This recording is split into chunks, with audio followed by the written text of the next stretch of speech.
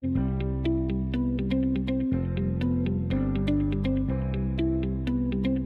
a todos, ¿cómo estamos? Bienvenidos a una sesión más, una entrevista con la doctora Paulina Valdés. Es un gusto y un honor. Hoy tenemos dos entrevistas sobre crecimiento y desarrollo. Doctora, ¿cómo estás?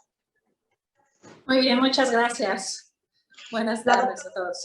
Es especialista en pediatría y te platico, doctora, cada semana tenemos diferentes entrevistas porque los pacientes hacemos una encuesta de los temas que podrían ser y cada semana van cambiando con la finalidad de dar una variedad de información de salud a los pacientes y ellos a su vez pues tienen varias preguntas. Estamos ahorita en vivo y estamos dando un poquito de tiempo para que se conecten. También es importante comentar que ahorita es un horario laboral, entonces hay muchas veces en las que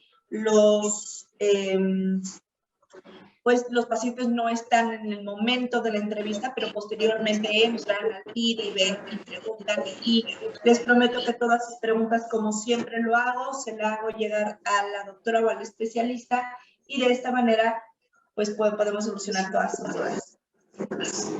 Doctora, ahora sí, entremos de lleno. Cuéntame, ¿qué es el crecimiento y qué es el desarrollo? ¿Hay alguna diferencia en alguno de estos? Voy a hacer preguntas que son las que considero que los pacientes pueden preguntar, ¿no? Y de todas maneras, si tienen cualquier pregunta, ya saben, escríbanmela, y si ven que volteo a ver el celular es porque estoy viendo las preguntas. ¿Hay alguna diferencia? ¿Qué es el crecimiento y desarrollo para los pediatras? Sí, como tal, es muy importante tomar en esta consideración de que en el ambiente, o al menos en el mundo pediátrico, nosotros tenemos que evaluar a los niños.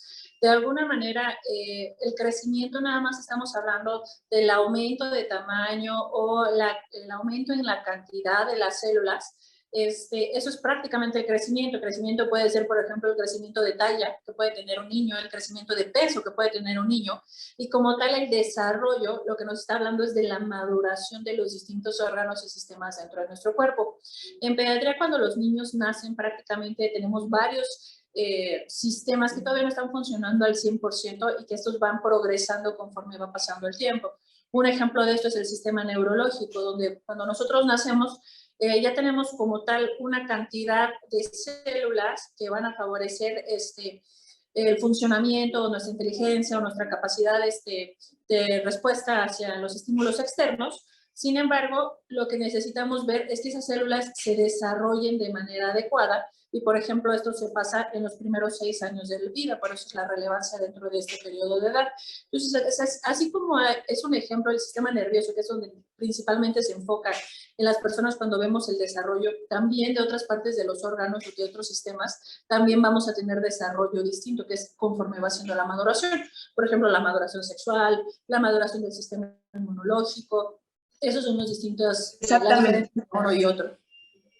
Exactamente. Justamente mañana tenemos una entrevista con la doctora pediatra infectóloga Ariana Huerta, que vamos a hablar específicamente sobre maduración. Y el día de hoy me gustaría enfocar las mamás y los papás. Cuando acaban de tener un hijo, doctora, están realmente no saben cuál es el peso o el crecimiento normal en un niño, y cuáles son, digamos, que los días más importantes para esto, ¿no? En los bebés.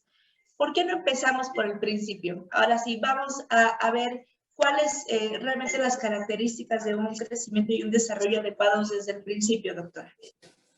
Ok, entonces, es importante tomar en consideración que nosotros los individuos necesitamos una situación de estrés para que podamos madurar a la siguiente etapa. Entonces, nosotros aprendemos cosas, y sobre todo en la infancia, por necesidad. Entonces, si yo no tengo o genero una necesidad, no voy a adquirir habilidades nuevas. Y el otro punto muy importante es la imitación. Entonces, nosotros somos entes sociables y de hecho ahorita con la situación de la contingencia se ha visto mucho ese conflicto donde vamos a tener que hacer una reintegración social en los niños, pero somos entes sociables. Entonces, normalmente queremos formar parte de una sociedad o de un grupo y formamos parte de esa sociedad o de ese grupo a partir de la imitación. Por eso vienen los roles de nuestra ropa, de nuestros gustos personales y nos vamos agrupando con personas que tengan las mismas características de gustos o de ideales. Entonces, en pediatría esa no es la excepción, es de un fin biológico. Entonces, el primer punto crucial donde todo empieza a funcionar es en el momento del nacimiento. Entonces, en el nacimiento es donde tenemos nuestro primer momento de estrés, que es súper crucial, donde dependiendo de que el niño avance o supere ese momento de estrés, entonces es donde vamos a poder evolucionar si es un niño sano o si es un niño con alguna patología en ese momento. Entonces, el primer punto es saber la evaluación que nos dan al momento del nacimiento, la evaluación de APGAR, lo que nos habla prácticamente no es a largo plazo, lo que nos ayuda a decir a corto plazo qué intervenciones voy a requerir para saber si es un niño sano o es un niño que voy a requerir una mayor apego, bueno, mayor intervención. De ahí, Ok, una preguntota. Entonces, digamos que el primer estrés es el nacimiento, nacer es el estrés. Por eso la importancia de generar un trabajo de parto adecuado, de tenerlo. ¿Y qué pasa con los pacientes que nacen por cesárea, doctor? A final de cuentas, el estrés que nosotros tenemos en el momento del nacimiento es en el hecho donde se hace la interacción de que antes alguien respiraba por mí. Entonces, en el momento del nacimiento, ya sea por parto o por cesárea, ya ahora yo suelto ese grito para poderme ayudar a limpiar esos pulmones de la agüita que tenía previamente. Y entonces, a partir de ese es el momento donde es como un pequeño grito de auxilio, pero es ese grito donde nos ayuda a que podamos avanzar. Entonces, en realidad el estrés no es tanto por el mecanismo del trabajo de parto, sino por la adaptación que yo tengo que hacer una vez que nazco. Entonces, por ejemplo, en ese primer mecanismo de estrés es aprender a respirar solito, aprender a digerir los alimentos, que es la leche, es lo único que debe de tomar, y aprender a regular mi temperatura corporal. Son los primeros 3 puntos súper relevantes y que con eso es como si los bebecitos estuvieran corriendo un maratón continuo, suficiente para generar o para quemar toda su energía. Qué interesante. Realmente esto no permea tanto en la población. Realmente es un tema muy importante y relevante. Entonces, ya que nace el niño, doctora, digamos, estos momentos, y quiero ser muy empática porque las pacientes tienen muchas... ¿Me escucha? Uh-huh. ¿Me escucha bien, doctora? Sí. Porque los pacientes tienen muchas dudas con respecto a este primer momento, ¿no? Cuando nace y el apego y la lactancia inmediata. Entonces, platíquenos un poco sobre este momento. ¿Realmente influye en el crecimiento y en el desarrollo del bebé? Claro, y definitivamente en el hecho de que estamos considerando que es una situación de estrés. Pero no es lo mismo o el mismo estrés que, por ejemplo, poniendo un contexto, no es el mismo estrés que yo puedo sentir por el hecho de que, por ejemplo, voy en una vía rápida y se me para mi carro, entonces tengo los demás carros ahí atrás pitándome. Eso me genera estrés, me genera angustia, pero no es lo mismo que yo vaya en una carretera en medio de la soledad en la noche y se me quede sin gasolina. Entonces, a lo que hablamos es que los dos son estrés, pero los dos me pueden generar tienen distintos niveles y por consiguiente me va a dar también distintos mecanismos de respuesta.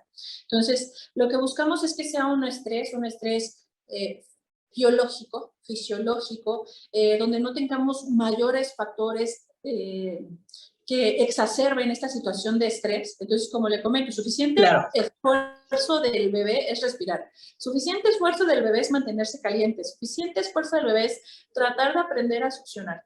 Entonces, por eso es lo que el apego temprano o la relevancia de tener este tipo de práctica, lo que nos va a favorecer es disminuir estos factores de estrés para que sean la manera más fáciles donde le demos la oportunidad a él prácticamente, porque se considera que es un periodo donde tenemos una mínima intervención, pero una máxima observación, porque tenemos que ser muy puntuales. Cualquier situación que a mí me llame la atención o me identifique como un factor de riesgo para dar una intervención oportuna.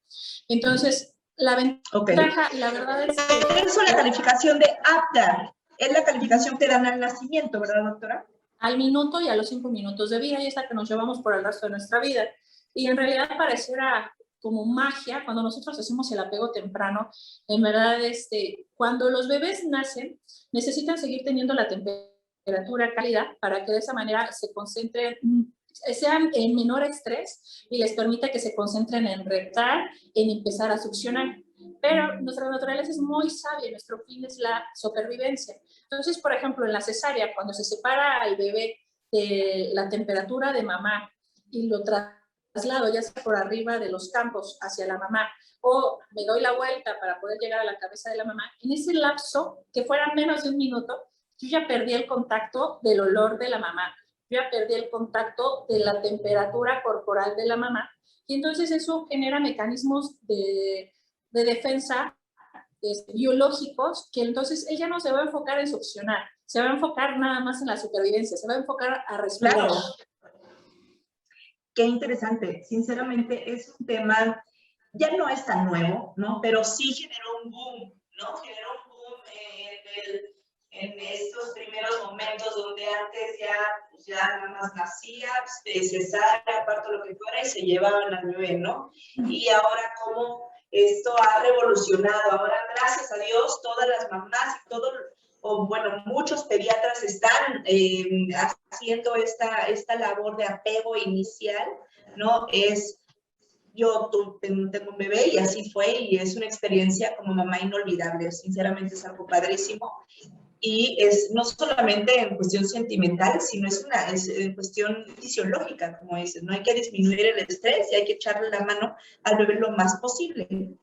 Doctora, y de aquí en adelante, para el bebé, ¿cuáles son, ya que lo califican al minuto y a los 5 minutos, cuáles son las consultas o las mamás se sienten muy perdidas al principio de qué hacer, con quién acudir, cuál sería un seguimiento adecuado sobre el crecimiento y el desarrollo? Lo ideal es que nosotros, la primera consulta debe ser en los primeros 7 días, porque de esa manera tenemos que ver, los bebés pierden aproximadamente un 10% de su peso corporal cuando nacen, porque tenían muchísima agua, entonces eso se empieza a filtrar, pierden un poco de peso. Entonces nosotros tenemos que evaluar a los 7 días que haya perdido el peso de manera adecuada, que haya perdido no más de lo que estábamos esperando, o que incluso lo encontremos en fase de crecimiento, donde ya otra vez tiene el mismo peso al momento del nacimiento. Eso me habla de que va muy bien.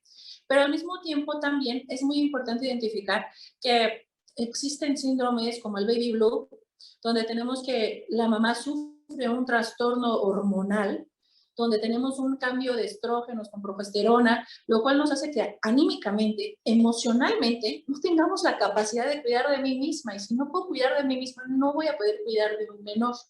Entonces, en ese punto es muy importante porque también podemos identificar en la madre si tenemos un apego adecuado, si estamos teniendo las técnicas o estrategias adecuadas, si hemos tenido retos con respecto a la lactancia materna. Entonces, en ese momento es como muy perfecto porque nos ayuda a ver datos iniciales del cólico del lactante, el cuidado del menor que haya sido adecuado y a resolver las dudas sobre todo también de lactancia materna. Entonces, el periodo ideal es del nacimiento, los primeros 7 días, en el día 7 nos tenemos que ver para evaluar que todo esté dentro de lo normal. De ahí se deben de hacer consultas de valoración una vez por mes durante el primer año de edad. Es lo mínimo esperado, con lo cual nosotros podemos ver prácticamente que tengamos un crecimiento de manera adecuada, que tengamos una maduración del sistema nervioso también de manera adecuada y nos permite identificar si hay algún dato de alarma, hacer intervenciones oportunas.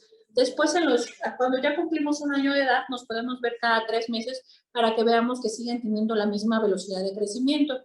Y después de los 2 años de edad, lo ideal es que nos veamos cada 6 meses por parte de un médico general o un pediatra, pero si es médico general, que realmente nos haga la evaluación de crecimiento y desarrollo, percentilando y evaluando los hitos del desarrollo y crecimiento. Hablemos de la lactancia materna, doctora. En la tarde vamos a tener una entrevista específica sobre alimentación, ¿no? Alimentación complementaria y alimentación en el bebé y todo esto.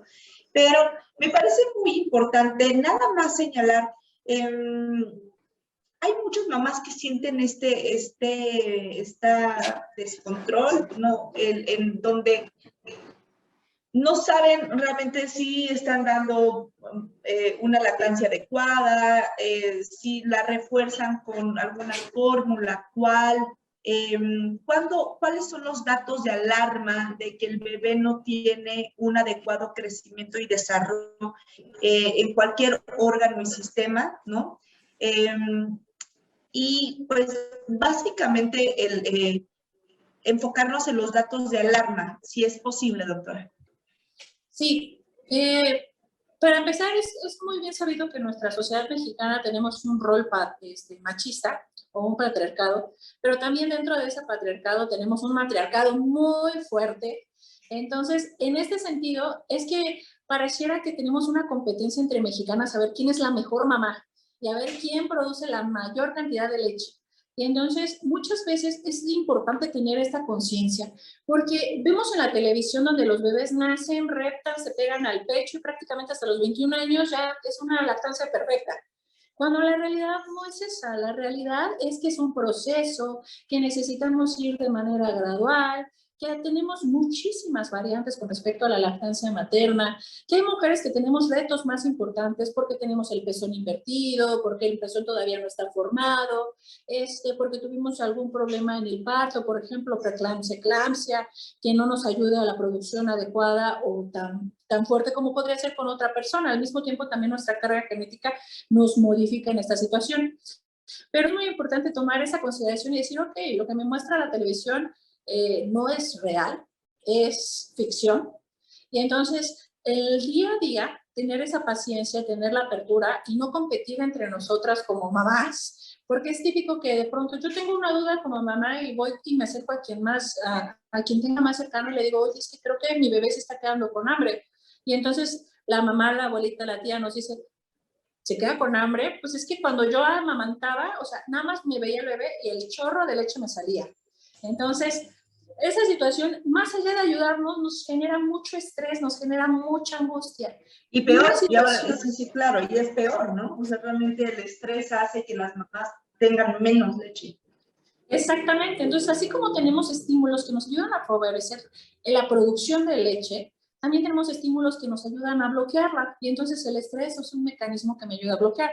Entonces, si yo tengo las angustias, porque como buena mamá, todas tienen la incertidumbre de decir, voy a hacer lo correcto, estoy bien o estoy mal, eso me genera ansiedad de por sí. Y luego todavía el hecho de tener un reto porque no se pega de manera adecuada en el primer instante al pezón. Y luego todavía la carga emocional familiar de decirme que no soy una buena mamá porque no produzco buena leche y no falta los familiares incluso de primer grado que nos dicen, es que tu leche no es buena, no lo estás llenando. Entonces, todas esas cargas yo siempre le digo a todas las pacientes que están así es, si la mamá no está bien, el hijo tampoco. Entonces, tenemos, porque ser mamá, tenemos como una culpabilidad innata sobre todo lo que pasa alrededor y nuestro. Entonces, que mi cuerpo, no, cuando voy a regresar, que mi bebé está mal, que mi esposo, que mi mamá, la carga social, que tengo que estar flaca otra vez, regresar, ejercicio, comer sano, y es una carga enorme, ¿no? Es una carga enorme que por supuesto afecta al crecimiento y al desarrollo del bebé, ¿no? Entonces, yo lo que les digo es básicamente que, pues literalmente que ellas son las mamás de aquí en adelante, nadie más, ellas mandan. Entonces, que agarren la batuta y que dejen de estar escuchando tanto a todos los demás, ¿no? Exactamente. Y a su pediatra, obvio. Exacto. Porque justamente nosotros nos enfocamos a un fin primitivo. Entonces, nuestro fin primitivo es la supervivencia. Entonces, a la naturaleza no le importa si la mujer está bien calcificada, si está bien nutrida, si está perdiendo sus minerales, no le va a importar. Su leche de esa mujer va a ser de excelente calidad. Es más, lo podemos ver, las recomendaciones de la Organización Mundial de la Salud, que nos dice que lactemos hasta los 2 años, es porque habla también en países de vías de desarrollo, donde dice, ok, de un niño que está en Irán, donde no tengo la certeza de que pueda tener una nutrición adecuada en calidad y cantidad, entonces prefiero que tome leche materna por los primeros 2 años, porque sé que aunque esa mujer esté desnutrida, su leche va a ser de excelente calidad. Entonces, si partimos desde esa premisa, las mujeres todas tenemos el potencial de poder producir la leche que necesite nuestro bebé. Claro, como tenemos tantas variantes, a algunas les va a ser muy fácil y muy rápido. A algunas nos va a costar más trabajo, pero no significa que no lo podamos lograr. Entonces, para que podamos tener una cantidad adecuada de leche, lo que tenemos que hacer es favorecer la hidratación en la mamá, mínimo que tome 2 litros de agua al día. El estrés, tratarlo de disminuir, tratarlo de evitar. Y estar estimulando y estimulando y estimulando la glándula para que de esta manera se mande la señal al cerebro y nos esté mandando siempre la leche. Antes se consideraba que los senos eran como un contenedor donde si se me acaba el contenido, pues ya ni modo, ya no tengo leche para mi bebé. Actualmente se ve que es una fábrica continua, así como se está succionando, en ese mismo momento se está produciendo leche. Entonces, en ese sentido, mientras más se peguen al bebé, más leche van a producir. ¿Y cómo se van a dar cuenta si es la cantidad adecuada o no? Le tenemos que dar ambos pechos en cada toma y deben de sentir que sus pechos, de estar turgentes, queden completamente flaciditos. Entonces, eso me da la certeza de que le di todas las propiedades nutricionales que me otorga la leche materna. Perfecto, doctora, muchas gracias. No quisiera ahondar más en este tema porque en la tarde vamos a dar, pero lo que sí quiero ahondar es realmente en un crecimiento, vamos a enfocarnos en un crecimiento y desarrollo fisiológico, pero sí se puede incluir los datos de alerta de la madre, o sea, que sepa cuál es realmente los datos de alerta. ¿Cuáles son las etapas de la vida en donde específicamente el crecimiento y el desarrollo? Sé que es un tema muy extenso y todos los que están escuchando tienen que saber que es un tema muy extenso y que, como lo hemos visto en otras ocasiones, no estamos hablando solamente de una enfermedad en donde podemos ahondar, ¿no? El crecimiento y desarrollo habla desde los 0 años hasta los 16 años. Entonces, realmente, pues tenemos que aportar y pues hacerlo de la manera más resumida, doctora. ¿Cuáles dirías que son las etapas más importantes y cuáles serían los datos de alarma de cada etapa, doctora?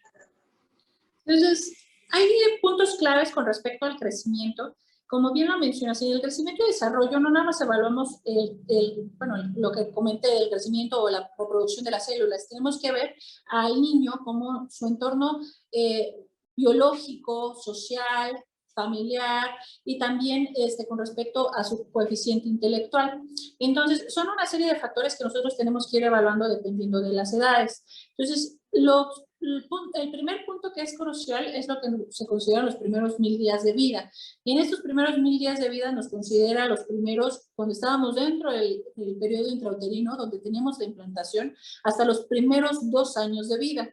Y entonces, esto en particular tiene un punto crucial y consideran actualmente como las corrientes por parte de la UNICEF que las intervenciones que nosotros hagamos en estos primeros 2 años de vida van a ser la calidad del adulto que va a ser el día de mañana. Entonces, imagínense, de pronto esos 1000 días se vuelven nada, porque en esos 1000 días yo le puedo aportar todo lo que necesite para que sea un adulto saludable, que su metabolismo funcione bien, para que tenga seguridad, para que tenga tolerancia a la frustración. Ahorita se quejan tanto de las generaciones de cristal, donde dicen que quieren todo, que se les sirva todo, que se les ofrezcan a la mano. Y si nosotros nos ponemos a analizar, no es culpa de ellos. En realidad, cuando ellos sufren una transición con respecto a las actividades y al cuidador primario que teníamos en casa. Entonces, justamente la generación de cristal que ahorita le llaman, es porque papá trabaja, mamá trabaja, no hay un cuidador primario que sea responsable de la educación del menor. Entonces, cuando yo llego del trabajo me siento con una gran carga emocional y angustia, y entonces lo que hago es darle todo lo que necesite para tratar de compensar ese vacío que generé. Y entonces lo que hacen es que en vez de que haya alguien jugando con ellos, en vez de que haya alguien estimulándolos, en vez de que haya alguien favoreciéndole la tolerancia a la frustración, entonces les enseñamos a recibir sin tener que dar a cambio. Y Totalmente. entonces, La culpabilidad es causa de cosas terribles. Realmente es sin duda alguna. Nadie está diciendo que no trabajen. Nadie está diciendo que los dos pueden trabajar, pero no hay que generar culpabilidad, ¿no? Y mucho menos compensar o intentar compensar las horas. Eso es lo que hay. Yo tengo que trabajar y mi esposo tiene que trabajar. Entonces, los dos trabajamos y el niño también trabaja y estudia, ¿no? O sea, esta culpabilidad realmente genera pues, cambios en los niños. Exactamente, los niños se tienen que adaptar al entorno social en el que llegaron y en el que nos toca vivir. Por eso vemos que en realidad para que un niño pueda alcanzar su máximo potencial de desarrollo, no significa que traiga ropa de supermarca y que tenga el juguete más caro. Necesita tener un entorno familiar donde le favorezca la seguridad, la estabilidad, donde tengamos límites, que los límites les dan muchísima seguridad a los niños. Entonces, donde tengamos límites, donde tengamos amor y respeto, 1000 veces mejor a que les compremos y los llevemos de viaje a Europa, por ejemplo, ¿no? Claro, y los llevan de viaje a Europa y de todas maneras, de ahí, nada más por 3 días los están apapachando y llegan y otra vez, ¿no?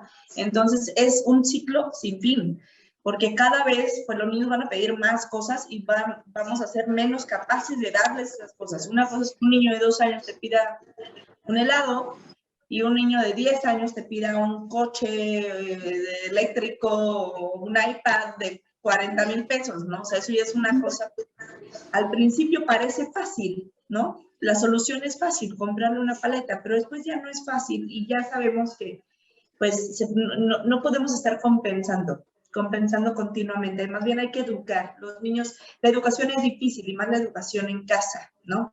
Y no dejarlos. Pues sí, ahorita está, ahora con las guarderías que cerraron y con la pandemia, los papás, hay muchos papás, muy interesante, doctora, hay muchos papás que con la pandemia todos se encerraron y entonces me dicen, pues fíjate que ya por fin puedo estar con mi hijo.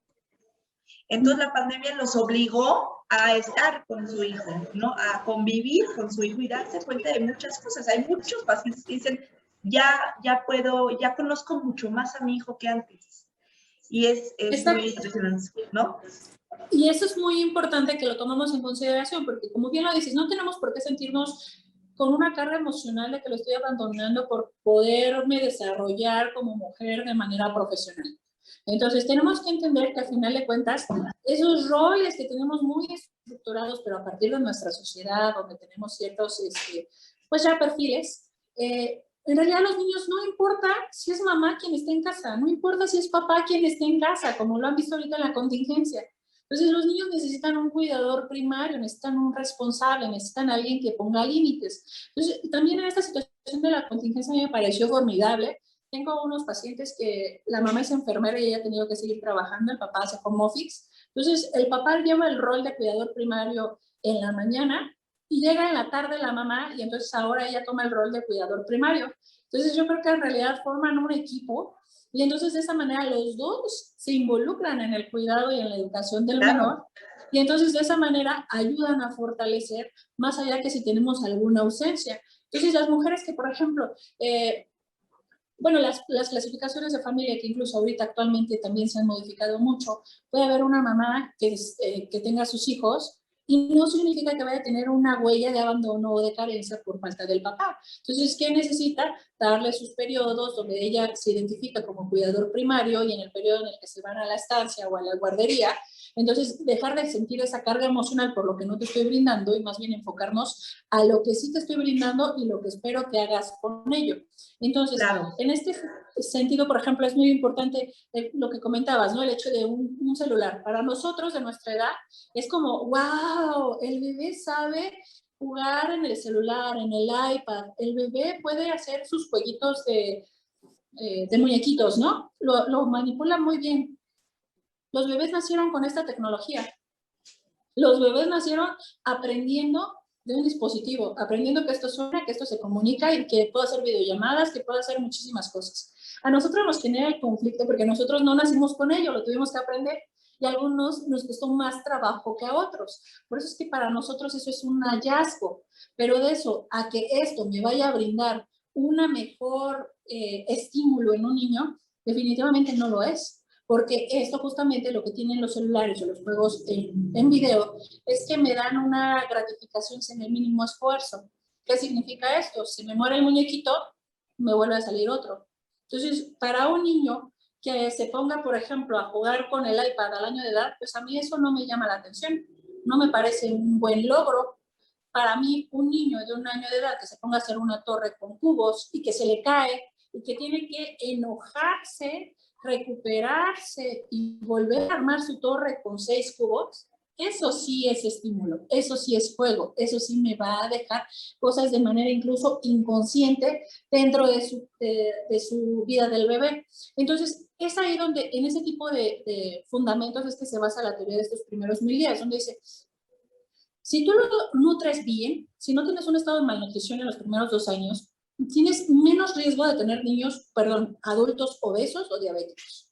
Si tú favoreces hábitos adecuados con respecto a la alimentación, van a tener un mejor estado de salud. Si tú estableces hábitos de sueño, también van a tener una mejor calidad de vida por todos los factores que se involucran. El sueño, me parece muy importante, doctor. Hablemos del sueño. Hay varias preguntas sobre si el sueño realmente es importante. Hay que dejarlos dormir. Eso de que lloran a medianoche, entonces hay muchos que dicen, no, ya lo voy a dejar dormir. ¿Eso es bueno? ¿Eso es malo? ¿Qué tiene que ver con el crecimiento, el desarrollo en la cuestión del sueño, doctora? Muy bien. Con respecto, para que el sueño es sumamente importante para que se reparen nuestros tejidos y para que se reparen nuestras células. No importa la edad que nosotros tengamos. Entonces, cuando son chiquitos necesitamos que duerman más tiempo. ¿Por qué motivo? Porque, como les digo, para nosotros parece algo ordinario, pues nada más está comiendo, nada más está ahí dormido, no está haciendo nada. Pero por dentro está terminando de madurar todos esos órganos que no estaban funcionando previamente, están terminando de madurar, están terminando de aprender. Claro. Por eso es muy, muy importante el sueño, porque el sueño como fin biológico lo que se encarga es de, ok, no quiero que pierdas energía en sonreír, en hablar, en caminar, en correr, nosotros que ya somos adultos. Prefiero que guardes esa energía para reparar tus organismos, para reparar tu organismo, para terminarlo de madurar. Por ejemplo, cuando nosotros nos resfriamos, cuando tenemos un resfriado común se me va a quitar solito, pero ¿cómo me siento? Mejor me duermo un ratito, porque y si nosotros descansamos nos recuperamos más rápido, porque estamos haciendo un ahorro de energía para que se pueda priorizar esa energía en funciones que sean más relevantes. Entonces, claro, lo mismo pasa en la infancia. En la infancia yo tengo que madurar muchísimos órganos y muchísimos sistemas todavía.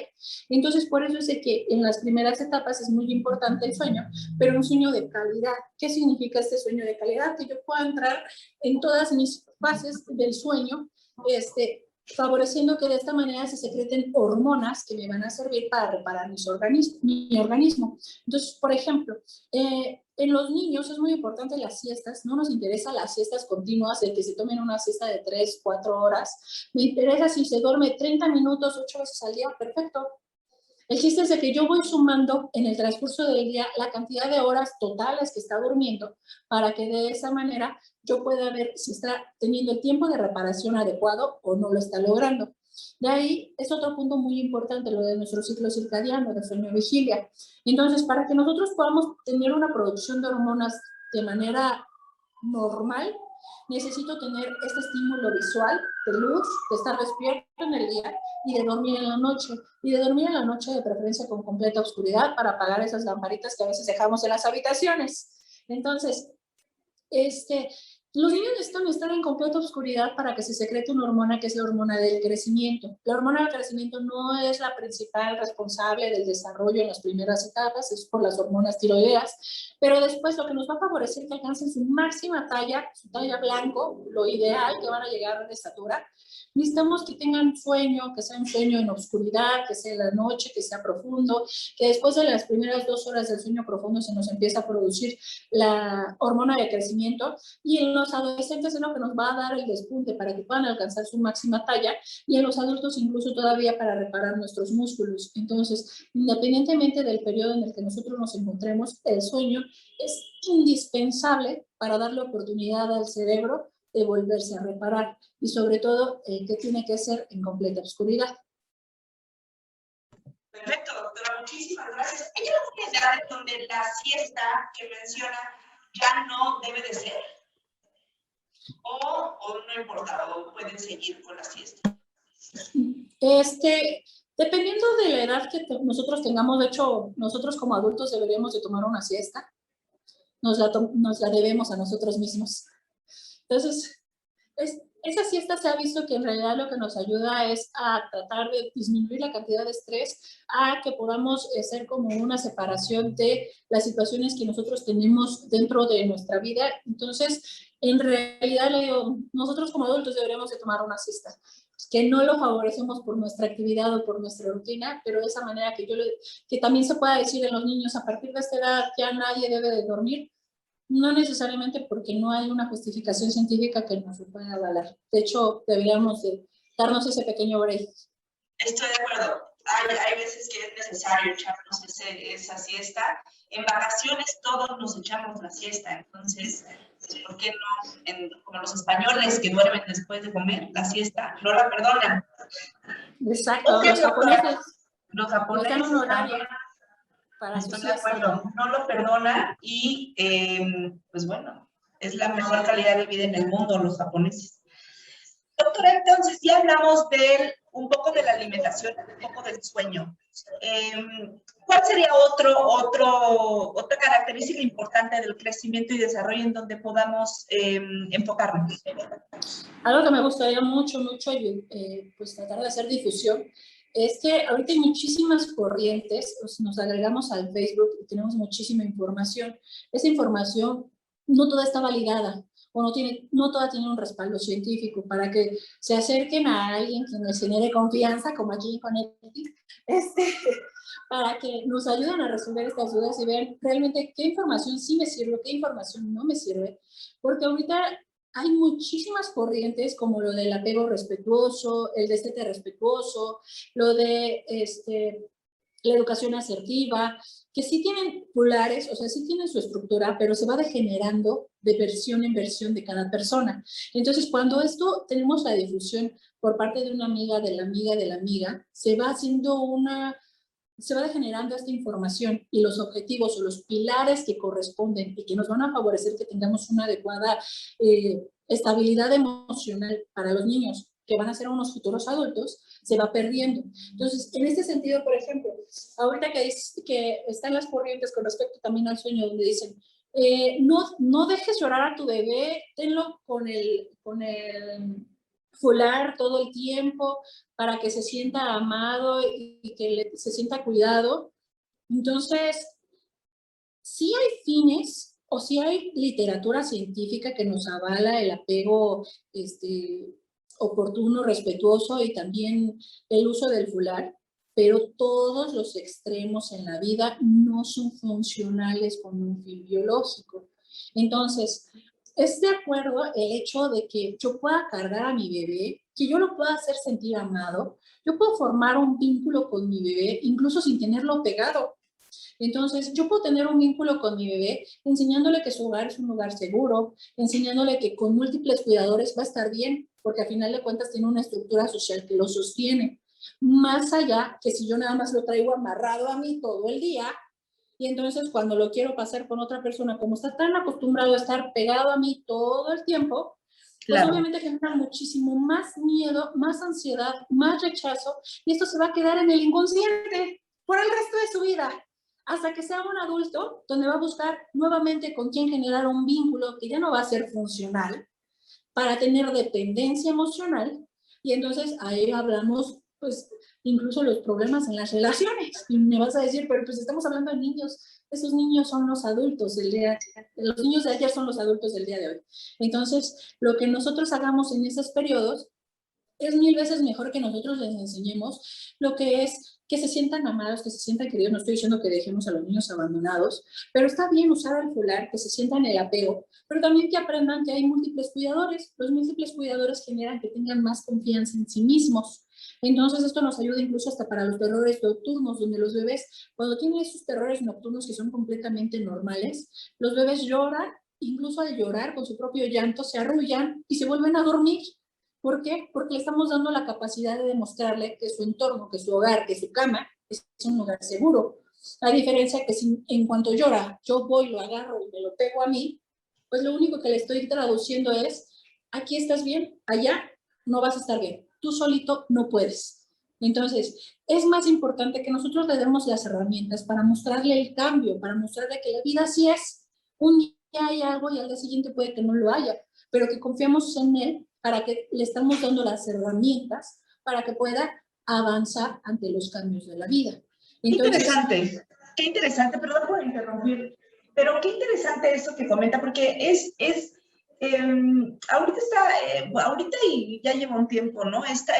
Como estar encima del bebé, ¿no? Esto sobre cuidado continuo, sobre cualquier necesidad que vaya requiriendo el bebé, ¿no?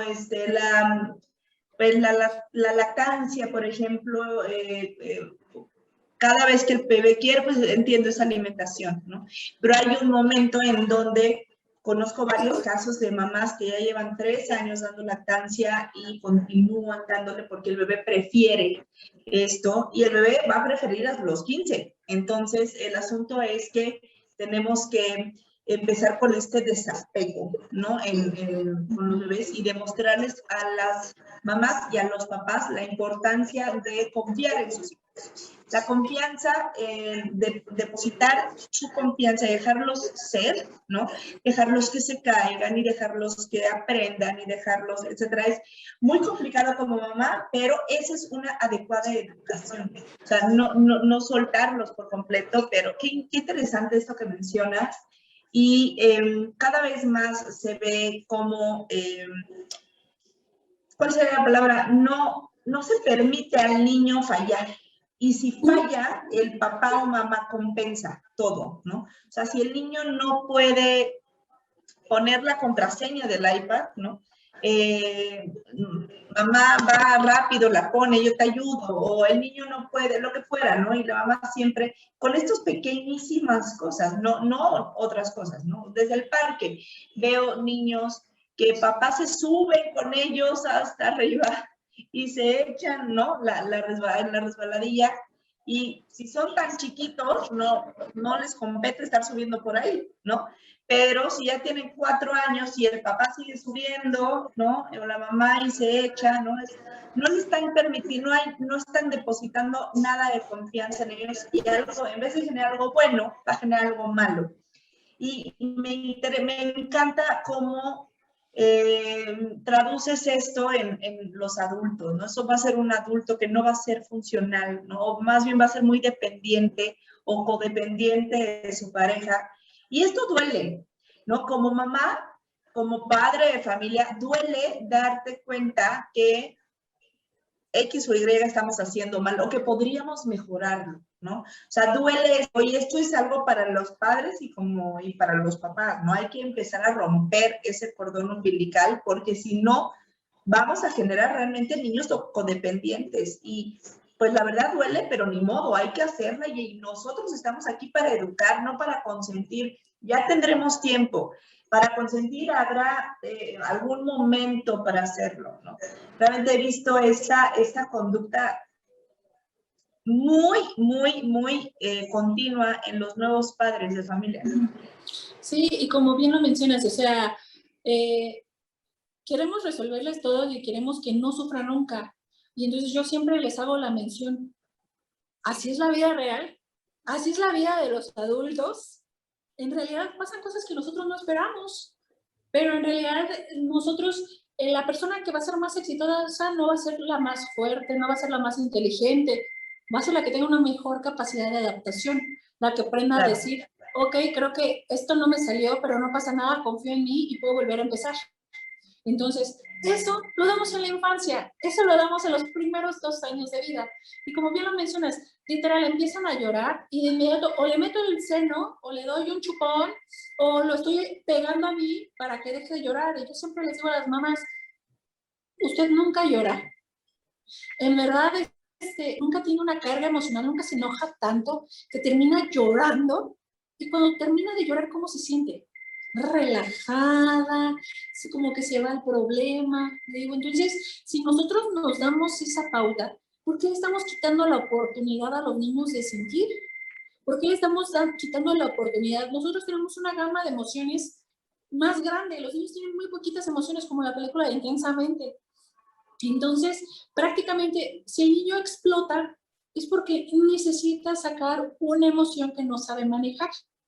Entonces, ¿por qué le vamos a quitar? ¿Por qué lo vamos a coartar? ¿Por qué pensamos que llorar es malo? En realidad, pues el llorar también tiene un fin y nos ayuda a expresar algo que no podemos manejar. Entonces, ¿por qué les quitaríamos eso como un medio de comunicación? Nada más porque yo ya tengo la asociación de que es algo negativo. Entonces, yo sé que como mamás, como papás, se parte el corazón. Si yo veo a mi hijo caer, se me parte el corazón. Pero en realidad yo tengo que ver cómo cae. Es más importante que yo vea cómo cae a que me ponga a gritar, ¡el niño! Es más importante Claro, que yo y vaya los junto a, abrazan y que yo vaya junto a él y le diga, ni modo, sí duele, estoy de acuerdo, concuerdo contigo, reconozco, pero vamos arriba, otra vez. Sí se puede. Ven, te voy a ayudar a caminar otra vez. Entonces, ahí yo le estoy dando un mensaje completamente distinto.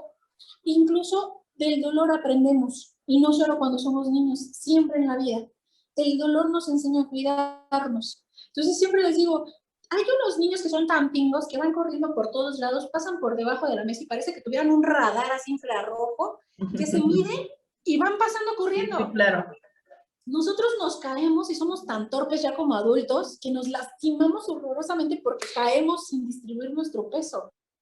Los niños no. Esa es su habilidad, ese es su talento que tienen porque están aprendiendo a cuidarse. Y si nosotros les quitamos la oportunidad de explorar, si les quitamos la oportunidad de aprender que del dolor nos tenemos que cuidar y cómo nos podemos cuidar, pues lo que estamos haciendo es de que en vez de apoyarlos, les estamos dando inseguridad y les estamos dando más restricciones para el día de mañana en su día a día. Qué interesante, me encanta todo lo que platicas, doctora, me parece pues vital, ¿no? O sea, normalmente estamos muy acostumbrados a enfocarnos en la parte de crecimiento y desarrollo físico, ¿no? O sea, la alimentación y el sueño y todo, pero la parte de seguridad y toda esta parte que conlleva que el niño tenga o que los bebés tengan este adecuado crecimiento psicológico, ¿no? Esta normopsicología, por decir, del pensamiento, pues no estamos tan acostumbrados. Me encantaría posteriormente tener básicamente una plática específica de esto. No quiero robarte más tiempo, que ya tenemos que terminar la sesión. Quiero agradecerte, me parece que fue un tema súper interesante, que da para mucho más, pero no podemos secuestrarla. Doctora, muchas gracias por la entrevista. Todos los que escucharon la sesión, muchas gracias. Tuvimos mucha gente escuchando. Y si tienen cualquier duda, la pueden escribir y yo se lo hago ver a la doctora. Se lo vamos a ver a la doctora y les contestaremos. También es muy importante comentarles que si quieren consulta con la doctora Paulina, estoy aquí para ayudarles, para conectarles. Pueden ver que en Connecting Dots tenemos a los mejores doctores y el mejor doctor es aquel que se acopla a sus necesidades. No existe el mejor doctor, es una utopía. El mejor doctor es aquel que se acopla a las necesidades de ese paciente en específico. Si queremos un pediatra que sea mujer, que atienda las 24 horas, etcétera. Cada quien tiene sus especificaciones y ese es su mejor doctor. Y yo me encargo de encontrarles a su mejor doctor. Muchas gracias, doctora. Gracias por la entrevista, fue muy educativa. Ya le estaremos invitando nuevamente. Y pues muchas gracias y estamos aquí a la orden, doctora. ¿Quieres dejar algún mensaje, un último mensaje? Pues no, Nada más agradecer el espacio, agradecer la oportunidad, porque creo que son puntos donde a veces los dejamos a un ladito, pero son los cruciales que nos van a ayudar a hacer un cambio. Entonces, personita en persona podemos hacer que el día de mañana tengamos un mundo mejor todos. Entonces, y eso son las bases de nuestra educación. Entonces, muchas gracias por el espacio. Claro, los pediatras, yo siempre digo que son la especialidad más importante porque son los que van a ser el futuro. Entonces, pues los pediatras son aquellos que se dan cuenta de que si el niño tiene un mal desarrollo o crecimiento en cualquiera de sus áreas, entonces pueden afectar a un adulto posterior. Muchas gracias, doctora. Muchas gracias por todo. Gracias a todos por ver.